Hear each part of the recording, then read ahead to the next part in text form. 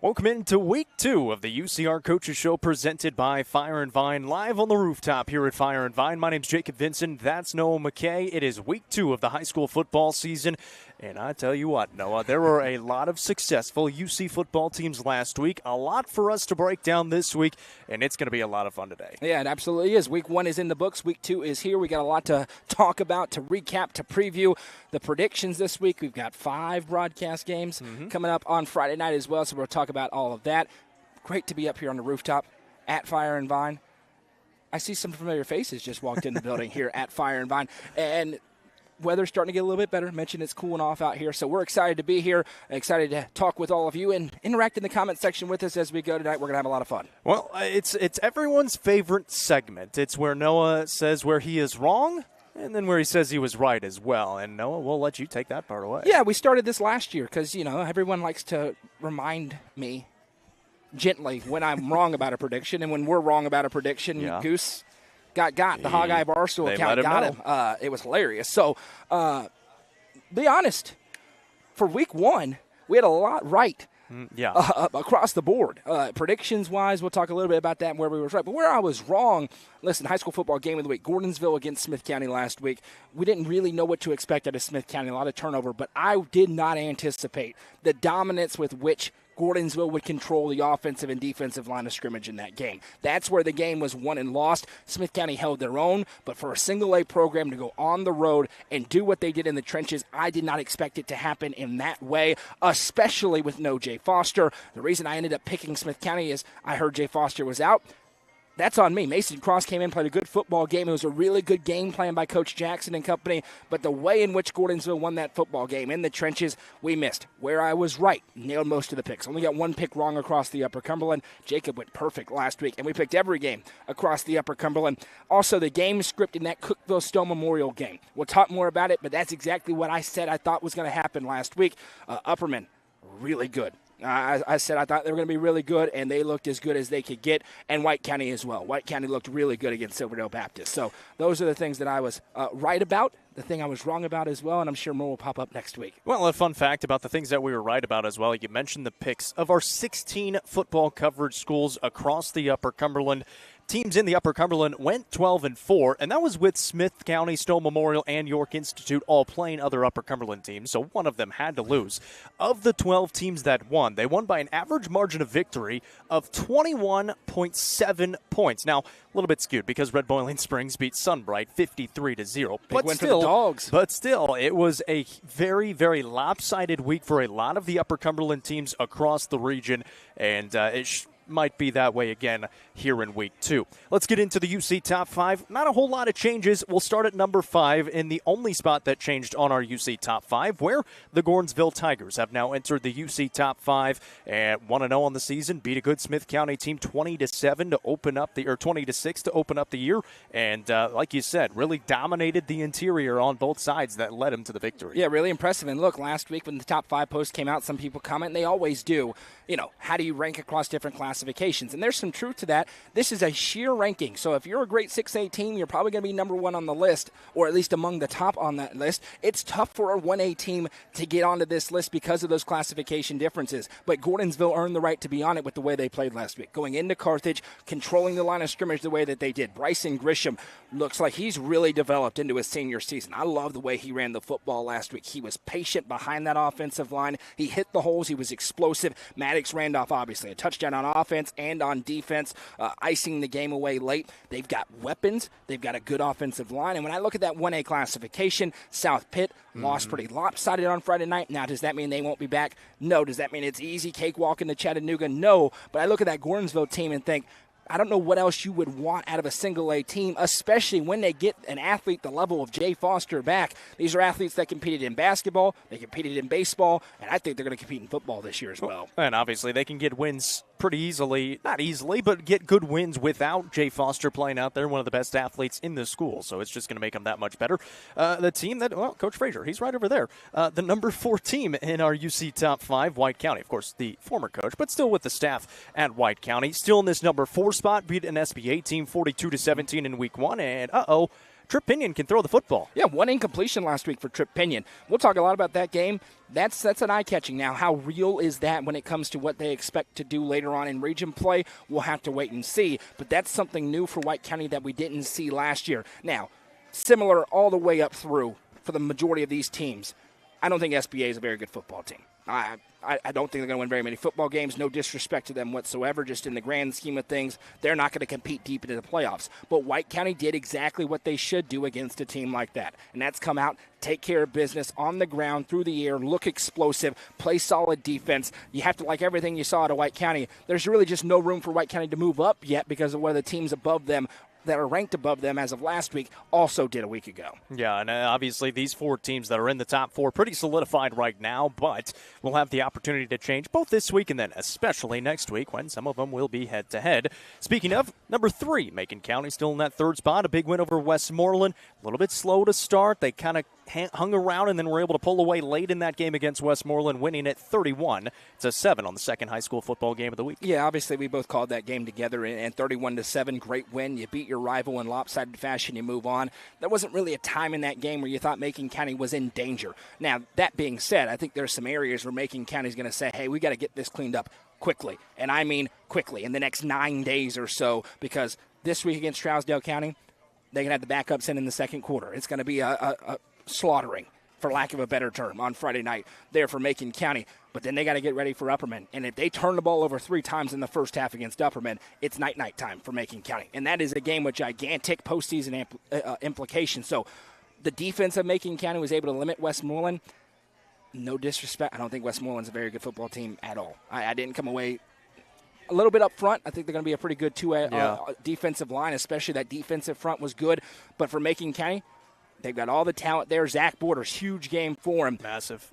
They're going to have to clean up those things, though, in the next couple of weeks if they want a chance to go into Baxter and get that win. But they certainly look like at least one of the top 3 teams in the Upper Cumberland. Cookeville stays at number 2. They beat Stone Memorial and got their revenge, 35-12. And again, another game that started maybe a little bit slower, had a turnover in the first half, ended up leading in the first half 14-6, but then Joseph Owens returns the kickoff to open up the second half, and they kind of just took it from there in the second half. Yeah, absolutely. You mentioned that and where we were right, where we were wrong.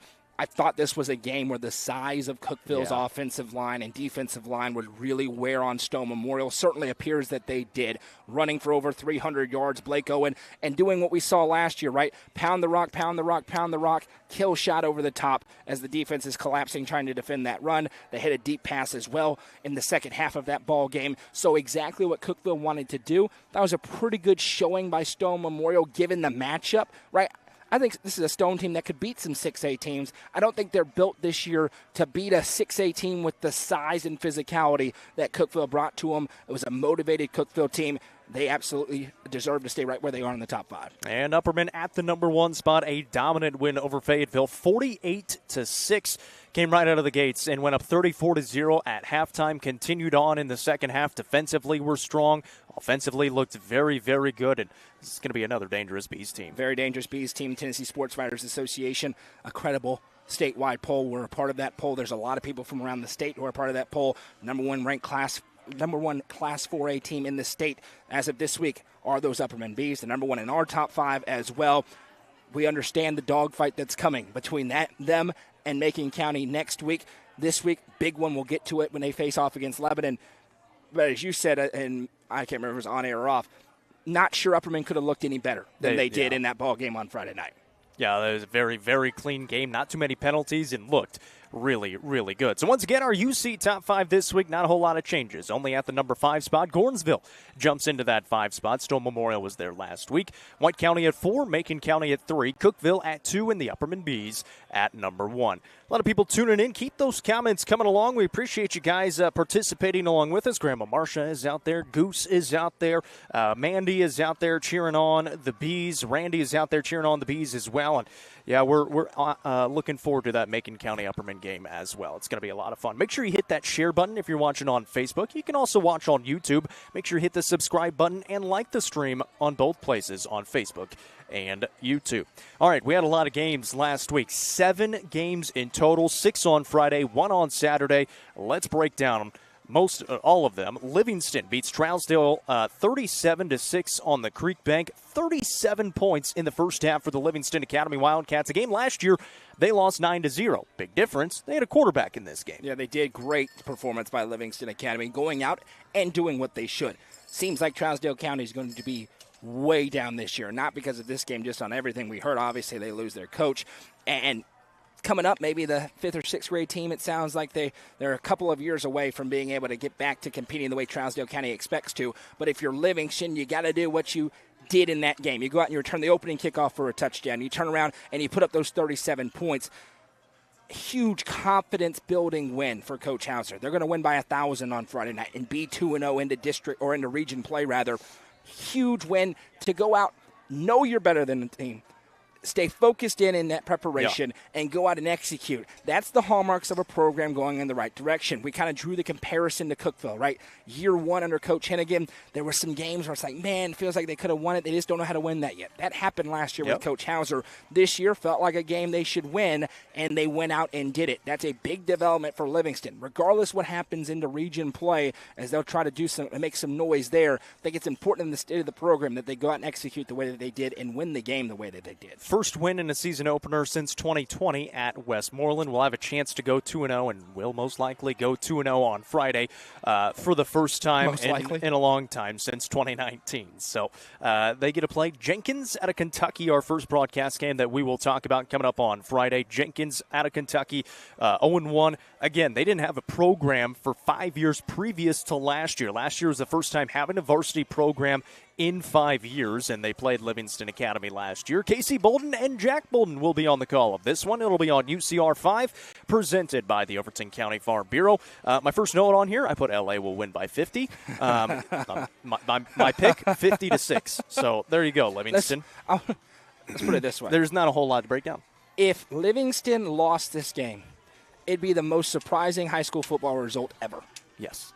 Ever. Yes. I'm dead serious. I mean, there's no way. I believe Jenkins lost last week 41-14. There's no way. Yeah. They're going to win. Yeah. Just Livingston is absolutely going to win this football game. Yep. And if anybody picks otherwise, I'm going to fire them. Like, there's no way Livingston's losing. They are better everywhere. There's no question about it. Livingston wins on Friday night. One cool thing, they will be inducting the new Hall of Fame class into Livingston Academy. So if you're a fan of Livingston Academy athletics, there'll be a lot of past players and people a part of athletics, broadcasters as well, being put into the Hall of Fame at Livingston Academy. So once again, that one's on UCR 5 with Casey Bolden and Jack Bolden, presented by the Overton County Farm Bureau. Let's talk about White County, and let's talk about Tripp Pinion. Yeah. White County beats Silverdale Baptist 42-17 for the second year in a row to open up their season. Tripp Pinion almost perfect throwing the ball, 15 of 16. Not only that, 239 yards and 2 touchdowns. Yeah, he also ran for 104 yards on 14 tries and a touchdown to boot. So Tripp Pinion had himself a game. Yeah, Tripp Pinion is Tripp Pinion. He's one of the premier players in this state, certainly within that classification. And I'm very curious to see. This week against Warren County, this is a game that Sparta should win. Are they going to continue and try to air it out the way that they did last week? Or is that and it still could be, and we may have this conversation again next week before the Cookeville game, which is where the equation changes, right? It immediately becomes a top 5 showdown, and it's on. Because we think Cookeville's going to win, spoiler alert, later on, too. There's going to be a lot of chalk picks this week. I don't know if anybody's going to pick anything differently all week. But do they continue to show that downfield passing attack? Is this a thing that they're expecting to do against Upperman, against Macon County, against Stowe Memorial, against DeKalb County? Or is it just a matter of they want Adam Kane and Steve Trapp and Derek Samber to see that on tape, prepare for it a little bit, and then it's going to be Tripp Pinion show 45 times? I'm not saying what I would do one way or the other. But if they are able to air it out 15 of 16 for 239 yards and run the ball the way they have the past couple of years, this is an incredibly dangerous White County Warriors offense. On the other hand, 17 points is too many to Silverdale. It's a great win. But if you're nitpicking, that's an area I think Coach Beatty will want to shore up just a little bit. But other than that, you got to like everything you saw out of White County in that football game. Yeah, I mean, they got weapons all over the field. Of course, Antonio Purvis had a good game catching the ball. And then Demarius Dow, he had 2 catches for 2 touchdowns and 86 yards. So that's pretty good as well. Warren County at White County is the game coming up on Friday. Warren County is 0-1, fell to DeKalb County 28-14. Coach Dodge and Chase Hoke will be on the call of this one on UCR2. Sparta won it last year in McMinnville, 35-6, pretty handily. Again, Warren County losing their game one against DeKalb County. Let's talk about DeKalb County a little bit because we haven't talked about him a whole lot. Jordan Parker looked tremendous in that win against Warren County. He rushed 17 times for 163 yards and 3 touchdowns. He also threw it 10 for 14 for 128 yards and a touchdown as well. So Jordan Parker, pretty good first game as the now actual starter for this DeKalb County I'm really team. excited to watch Jordan Parker this year because you mentioned the running stats. That's not something we had seen a ton of them doing with the quarterback run game in previous years there. And for Parker, right, he's been the backup entering the season. Right, and Bridge Trapp was, in and out of the lineup, trying to stay healthy, and was struggling a little bit in that department. So he never really had the keys to the engine. Right, Jordan Parker has the keys to the car now, and Coach Trapp is such a great offensive mind. I think they've been able to really work together to hone an offense that's best for them. I mentioned Ryan Lyons; he had a good game as well, catching the football.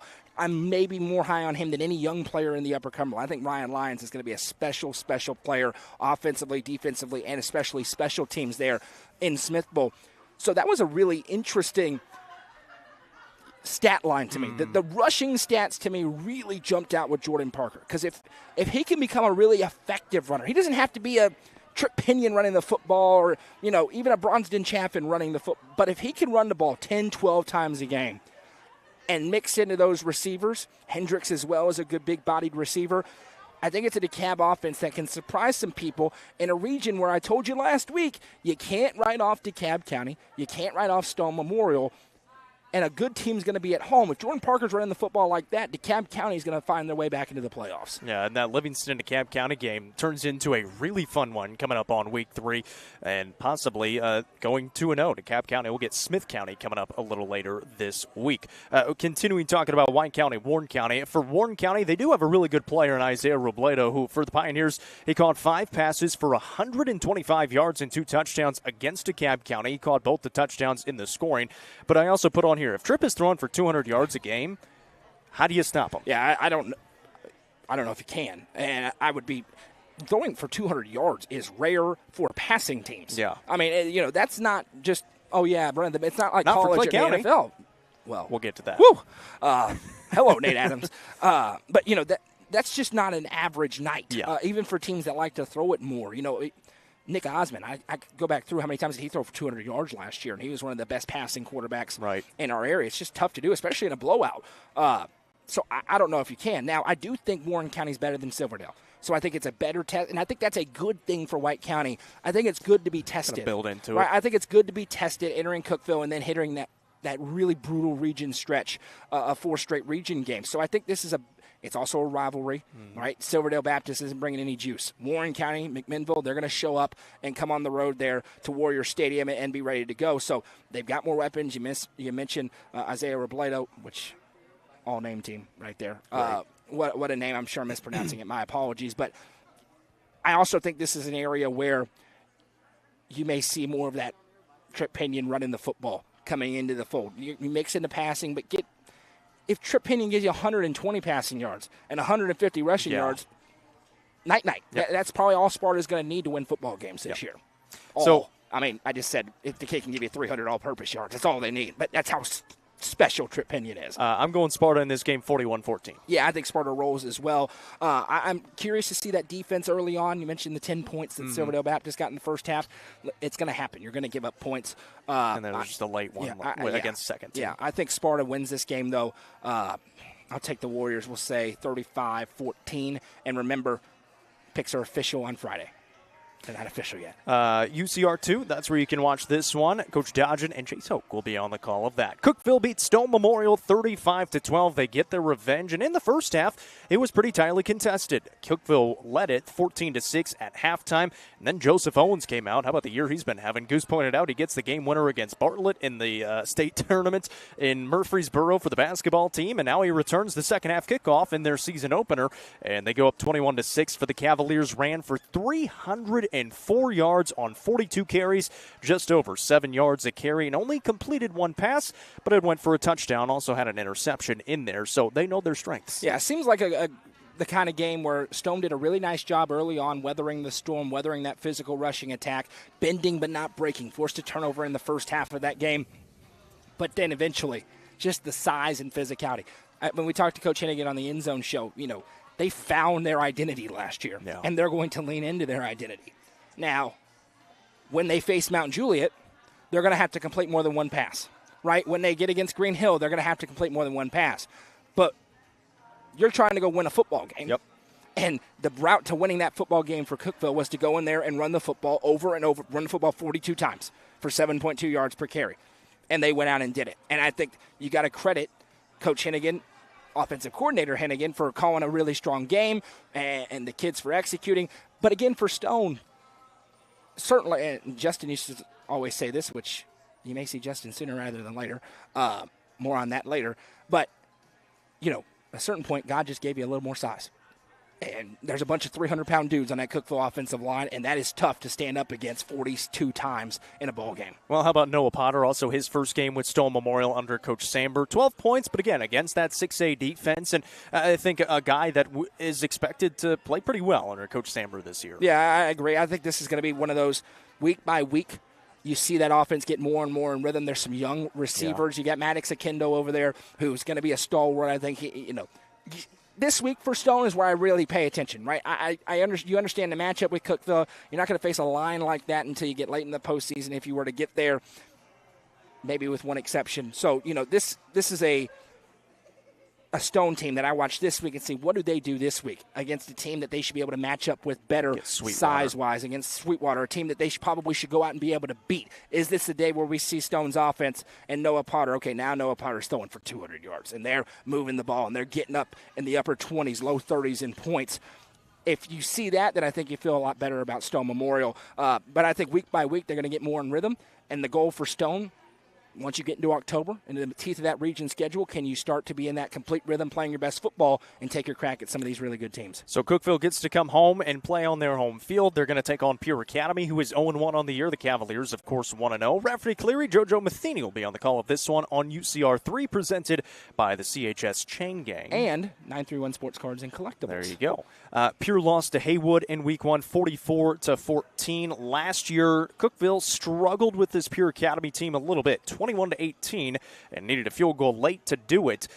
Now, you look to try to handle business this week, maybe play it a little bit cleaner and move on into that Sparta game. Yeah, that game last year was not clean. To your point, Jacob, there was a lot of mess and just sloppiness that happened in that game for Cookeville. That was before I feel like they found their identity. And really, it was about midway through the Gallatin game where they kind of leaned in and said, okay, we're going to run the football over and over and over again. Defense really stepped up in that game as well. Yeah, absolutely. But Pure Academy is a dangerous team. They're one of these programs in Memphis. They play all their games on the road. I know they lost big time to Haywood. Haywood's a good team. They're probably going to be in the semifinals in Class 4A on their half of the bracket, albeit a much weaker half of the bracket in Class 4A than over here on the eastern side of the state. But that's a good football team. They've got, I think, a 3 or 4-star running back there as well. So, you don't read too much into Pure losing. Pure has a lot of big dudes. Pure has some big dudes. They've got good athletes. They just don't have a ton of them. Yeah. They're not deep. So for Cookeville, similar. If we get the update from Rafferty and at halftime it's 14-7, that's not going to stun me.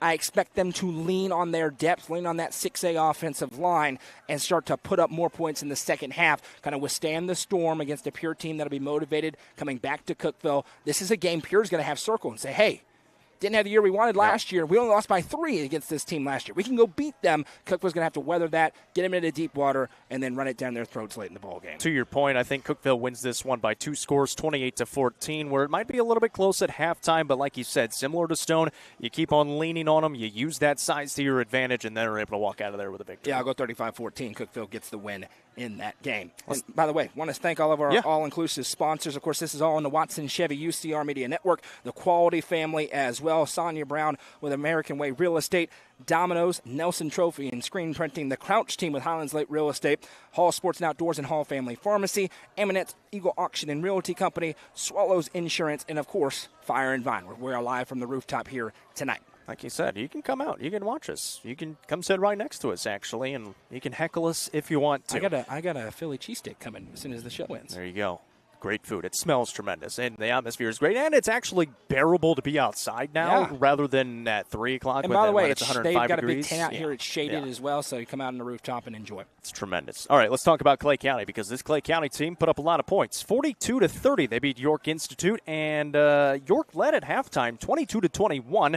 Changed some things defensively, did the Bulldogs. Scored 21 unanswered until a late York touchdown and ended up winning by 12. Nate Adams had himself a game. 25 of 37 for 314 yards passing and 5 touchdowns, which was a school record. Welcome to the Mr. Football conversation early in the season. I mentioned that I hadn't seen his stat line yet, but I mentioned that on Saturday on our game day show live from Lafayette. I was like, I think this is a kid. His stat line is going to be ridiculous. Oh yeah, he had 2 interceptions on defense. Yeah, and that's where I was getting to. I mean, listen, 314 yards passing.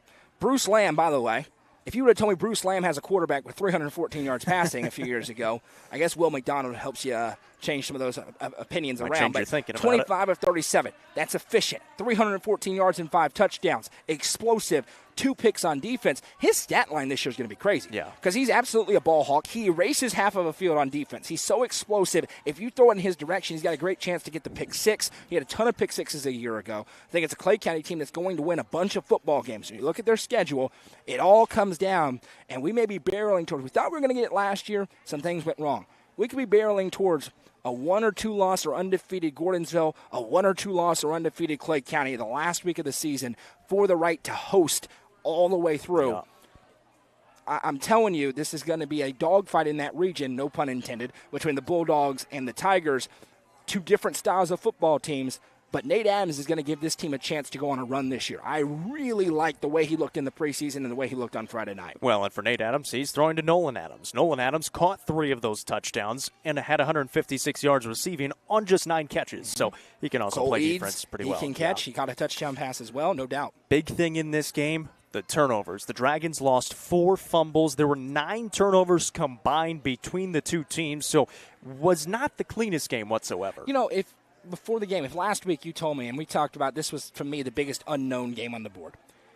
If you said Clay County wins 42-30, I would have thought, okay, I believe it. Mm-hmm. And also, that's not bad for York. Yeah. That York went in there and was able to put up 30 points. And that's kind of how I feel now. They feel like a team. Listen, they're going to get back to their roots, running the football. Yes, right? They ran it a lot. They're going to run it a ton. They're going to get in that wing tee, and they're going to run the football. Now, this is a team that's had a lot in and out.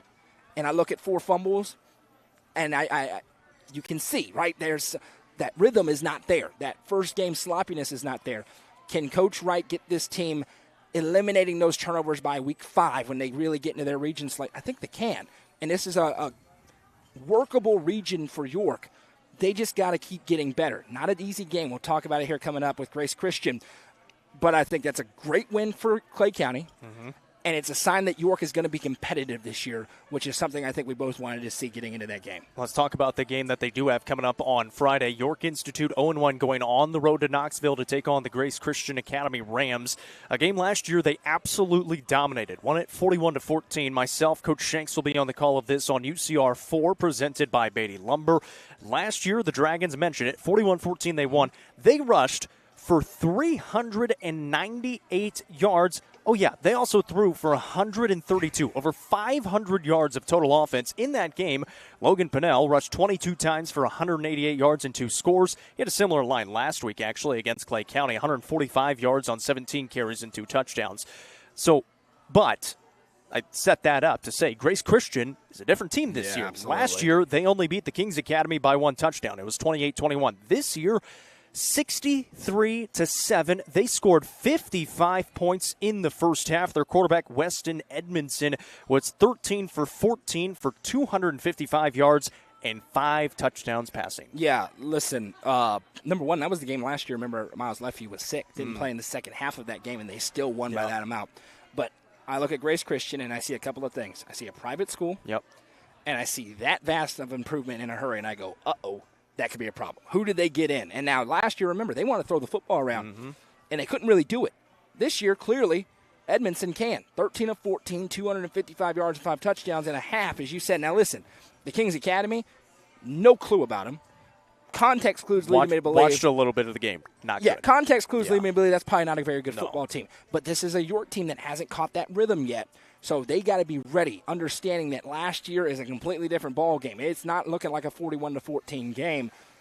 It's tough when you get out of your area against a team you don't really know at an early start time. So York's, I think, going to have to play a really good game to have a chance to go on the road and win this football game. I think they can. They're going to get tested. And you look at that stat line last week, what they gave up through the air, they gave up 314 yards and 5 touchdowns through the air to Clay County. What does Grace Christian do well? Throw the football. York better make some quick adjustments there to be able to limit that outside passing attack. And I think that's the biggest thing. Last year, they held Edmondson to a very low completion percentage. He was 8 for 27 for under 100 yards and only 1 touchdown in the game last year. Could not get it going offensively, but to your point, Clay County threw it all over the field last week. So defensively for York, going to have to step up. And I think going on the road is going to be tough, a tough environment in Knoxville. And I think they fall in this one 33-27. Yeah, as of today, unless I get some new information, I agree. I think Grace Christian wins the football game. I think that passing attack could give York some problems. I hope I'm wrong. But right now, I'll lean towards Grace Christian. I'll take them 38-28 in that ball game. All right, let's talk about the game that Noah was calling on Friday night. Gordonsville beat Smith County 20-6. I was the only one who picked that game right. So undefeated, by the way. We'll see how long that lasts. Don't worry. It's going to last another week. It'll last another week, and then it's going to be problematic because you like to pick upsets late in the season. Don't worry about that. Listen, great win for Gordonsville. Obviously, they move into our top 5. I think that they showed themselves to be contenders in Class 1A. I don't think that's overblowing it at all.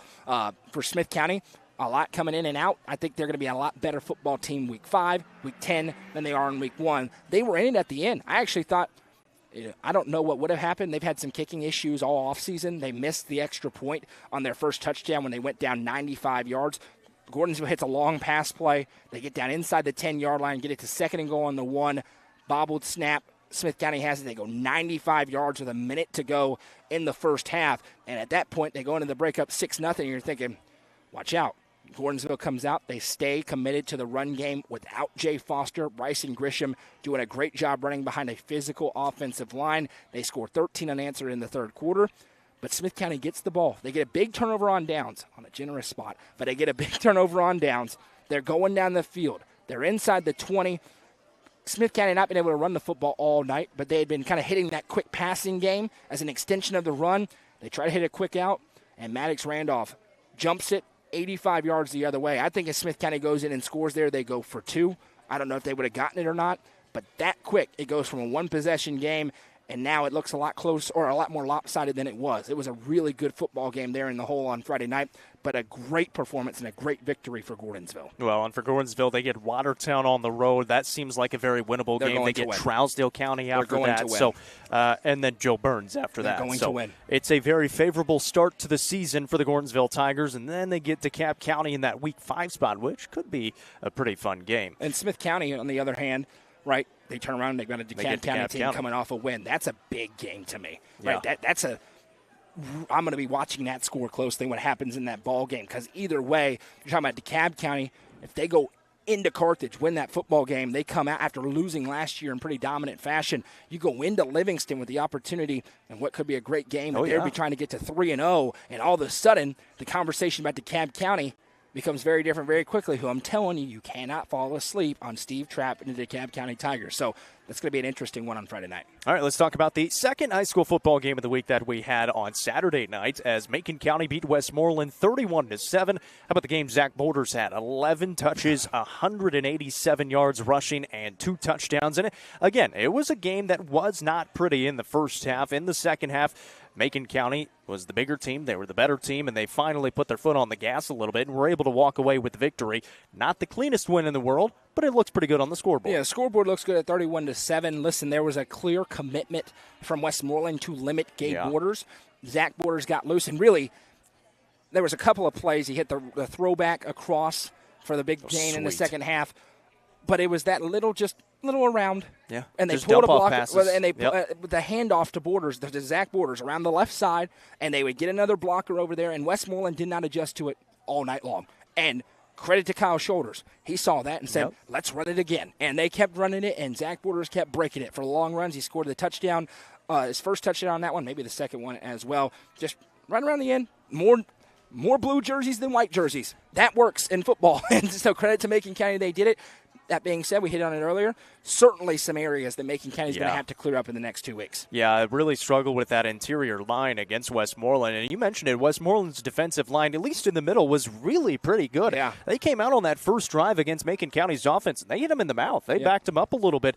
Obviously, they went down and scored, so it worked out for Macon County. But Westmoreland in the middle looked pretty good. But then you said it, too. And Coach Shoulders talked about it after the game. He said, they were putting their 7 on our 7, so we just gave it to 4. And now most people, when they prepare for this Macon County team, didn't have to prepare for Zach Boulders in the first 3 weeks of the season the last 2 years. Now you have to, and that makes it a little bit tougher.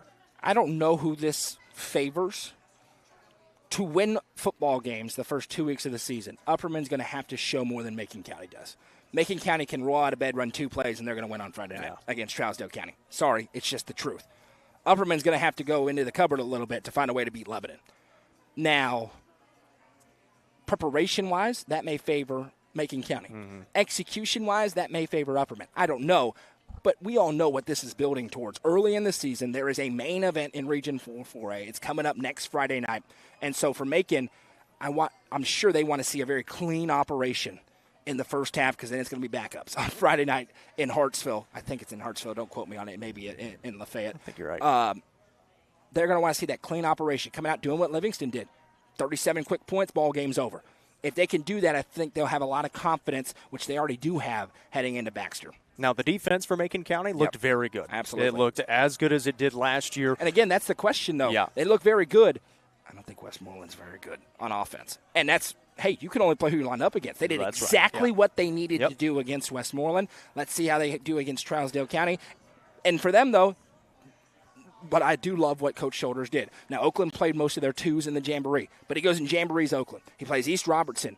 It was a very good, probably going to win Class 2A. If not, they're going to be right in the very end of that classification. So they face some big physical teams in the offseason preparing. That'll be better preparation for them than these first 2 football games are.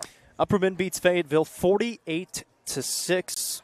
One of the cleanest games that I have seen, especially in week 1 of a football season, especially to go on the road 2.5 hours away, looked very, very good. Now, again, this is not the Fayetteville team from years past. Yep. They still have some very talented players. The Bees had a game plan. They stuck to that game plan, and it worked very well. Up 34-0 at halftime. 4 different starters scored in the game. And Bronston Chaffin, he commanded the offense, looked very, very clean, very efficient in the game. Walter Kane and Colton Johnson in the middle, dangerous. Very. Those are two guys. Walter Kane apparently catches touchdown passes, by the way. 2 young guys who fly in with reckless abandon. First play of the game, destroyed somebody. And all offseason we saw Bronston Chaffin was taking over everything. Mm-hmm. Certainly looked the part. And look, you got to call a spade to steal another Justin Matheny saying. We keep talking about sloppiness from a lot of teams and crediting it to week 1. 2 possibilities. Nothing. There either is none, or if there was some and we didn't notice it, that's terrifying, right? Because Fayetteville's not a great team, but I don't think a lot of the other teams that these Region 4-4A teams played were great teams this week. Yeah. And Upperman clearly looked the best. Yeah. Of every team in the Upper Cumberland, they clearly looked the best last week. We'll see this week. Much tougher test than they had a week ago. But test number 1, they passed it with flying colors. I don't think you can describe it any other way. Well, let's talk about the game that they do have coming up. This will be our high school football game of the week as Upperman 1-0 travels to Lebanon down I-40. 0-1. Noah McKay, Jeremy Tollison, and Hallie Ledbetter on UCR, presented by Gentry's Power Equipment. The Bees won this game in Baxter last year 24-14. And for Upperman offensively, they were clicking. 347 yards of total offense. Lebanon loses a lot from their offense last year. They do bring in a transfer from Mount Juliet who is very, very good at the running back position. And it's from the sounds of it, it sounds like Lebanon has kind of circled this game maybe on their schedule. Yeah, listen, Lebanon walked into Baxter and got punched in the mouth last year. And if you remember a year ago, right, all the hype was about the Fayetteville game because of the history of what Fayetteville had done to Upperman, and Upperman smashed them physically. And it was like, okay, but now a 6A team's coming to your school, and Upperman smashed them physically. That's kind of deja vu. Crowell and all kinds of athletes. Kind of deja vu this year because the question is, are they going to smash them again? Lebanon really doesn't want them to. Clearly, Lebanon remembers that moment because you do not expect to go on the road to a 4A team without the nicest visitor locker room in the world and just get destroyed. And they got physically destroyed. It was 24-14. That game was never close a year ago in Baxter. So I expect a very motivated Lebanon team who had an up and down week one. Listen, they started it with a bang. Kickoff return for a touchdown. The kid from Mount Juliet that transferred in took it back. Antioch, for some reason, wanted to kick it to him the entire first half. He kept giving Lebanon the ball on the 20-yard line, 30-yard line. I can promise you one thing. Coach Kane's not going to kick it to him. No question. And for some reason, Antioch kept doing it. Then finally, they started just onside kicking it, and Antioch really moved the ball up and down the field at will, especially in the second half, or towards the end of the first half and into the second half of that game. Antioch's got a really good quarterback. Kind of looks similar to Bronston Chaffin. Big, tall kid that can run as well. Lebanon struggled with the quarterback run game. A year ago, Lebanon beat Antioch. They fell to Antioch this year. I think Antioch is better than they were a year ago. But for Upperman, again, and there's a little bit of that as well. One thing we've learned about Coach Kane, they're going to try to win each and every week. But you don't want to put everything out there for Coach Shoulders and Macon County to see as well. So there's a delicate balance between those two because there's no question the more important game for Upperman is next week against Macon County. This is a really, really good measuring stick game, and I think we probably said it last year as well for Upperman, but especially in terms of on the line. They looked very, very good on the line against Fayetteville. Fayetteville did not have a whole lot on the line. Lebanon, you got to believe, is a 6A program. They're at least going to have some dudes up there. So this will be a good one to see how this Bees team performs, both offensive line and defensive line, with the guys that are now thrust into those starting spots. And we kind of talked about this last week, but you saw the game and went through and saw what happened. It's an Upperman team that I don't think is as inexperienced on the lines as people think that they are. Yeah. You got those heavy hitters of, Ian Cox and Clayton Harris and Eli Bullock and Evan Briggs. But Caden Durham was playing great on the offensive line a year ago. Now he's playing defensive line. Israel Alvarez comes over from Cookeville. He was a starter at Cookeville. Huge, by the way. A huge kid right in the middle of that line, right? You look up and down the line, there's not a lot of guys who haven't played, so they're used to it more than just a plug-and-play freshman or sophomore, and I think that's what you saw last week, a unit that's pretty cohesive, but no doubt about it. Lebanon, 6A offensive line, much bigger 6A defensive line. They've got a D1 defensive end. It's going to be a problem for Upperman to try and navigate through. Big number 9, we'll point him out in the pregame show as well. I'll be there, as you mentioned, Jeremy and Hallie on the sideline, so we're looking forward to it on Friday night, but if Upperman can handle Lebanon's line the way they did a year ago, you sit back and you go, kind of feels like a year ago. We'll have to wait and see. I'm going to go Upperman in this game. Tough one on the road and a close one this time, 28-20. I pride myself on having a good record, and part of that record has come by picking Upperman all the time. I'm picking Upperman again to win the football game. All right. It's the Coaches Show. I'm going to say what I think Upperman's clearly better than Lebanon. Watch Lebanon's game. One game sample size. Lebanon played a much better team than Upperman did. I just think Upperman's better nearly everywhere than Lebanon is. I don't think it's very close. I think it's like 35-7. Wow. I think there's a better football team. It's a little different. And Coach Kane's going to call that rat poison. Sorry. I'm just honest. I think there's a lot of blowouts this week. I think Upper Cumberland teams this week are about to roll for the second straight week. Yep. I agree. Yep. I agree. That's what we have. Broadcast-wise, let's go through them once more. The high school football game of the week presented by Gentry's Power Equipment on the main page, Upperman at Lebanon. UCR 2, White County is going to be hosting Warren County. Coach Dodge and Chase Hoke will be on the call of that one. On UCR 3, Cookeville plays Pierre Academy. That one presented by the CHS Chain Gang. Referee Cleary and JoJo Matheny on the call for that one. I'll be on UCR 4 as York Institute travels to Grace Christian in Knoxville alongside Coach Shanks from the Upperman Bees baseball team. And that'll be at 6 o'clock Central Time, by the way, instead of 7 o'clock as it is on Eastern Time. That one presented by Beatty Lumber. UCR 5, Livingston Academy hosts Jenkins out of Kentucky. Casey and Jack Bolden, presented by the Overton County Farm Bureau. Cookeville versus Pierre Academy, also simulcasted live on 107.7 and 1400 The Hub. Upperman Lebanon on 106.1 The Eagle and the Hub Plus Roku app. Search the Hub. Super sweet, by the way. It's awesome. Search the Hub Plus on your Roku device in the streaming channel store. Free app, download it. It'll be live when we go live there. The Hub Plus on your Roku device. Spell out plus. Plus. If you have a Roku device, you can watch the game there. Obviously, it'll be on Facebook and YouTube as well, so you can pull it up on YouTube on your Roku, but it's a really sweet setup there on the Hub Plus Roku app as well. So that's what we have coming up in football. We have volleyball coming up on Thursday. We do. High school volleyball game of the week. First one of the season, be at Stone Memorial. Battle of Crossville. Cumberland County Stone Memorial in district play. We'll be there for it on Thursday, about 6 o'clock or so. They'll play JV beforehand. We'll get varsity started after that. Friday morning, 9 o'clock, we will have UC Game Day morning. Going to talk about some things we're looking forward to in the games that night, and maybe some things that, if we have any updates in terms of injuries or anything like that, we'll let you know about those as well. Games get started at 7, with the exception of York Institute. They will start at 6 Central Time, and then we will have a fun End Zone show, which will start around 10, between 10 and 11. So it's going to be a very fun End Zone show. Typically, it starts around 11, unfortunately. Closer to 11. And it's called the End Zone show for a reason. It goes late night, sometimes into Saturday morning. It's true. It's going to be very fun. It's going to be entertaining. A certain person is going to be on. You'll want to tune in. And I'll be there as well. And so for those clamoring for the two of us back together again, if you know what I'm talking about, then you deserve to know. If you don't, you just have to tune in and find out. He's already begun. We've got a few fun things planned for it, some of which you'll never see, thankfully, because I'd make sure that doesn't happen. But it's going to be a lot of fun on the Facebook page and YouTube channel, the Friday Night End Zone Show, all of which live on the Watson Chevy UCR Media Network, still with advertising slots available. Yeah. You know, it's funny. So Kayla, our lovely sales rep at UCR, was talking to somebody in White County, and they're like, Upperman's sold out and we're not. Correct. So if you're a White County fan, if you're a Cookeville fan, if you are a Livingston fan, you're not sold out, and Upperman is. I'm just going to play into the rivalry. Send us a message to our Facebook page. We've got Livingston First Downs is available. Several things in Sparta are available, including presenting sponsorship. 2 quarters left of presenting sponsorships in Cookeville as well. They're going to fill up eventually.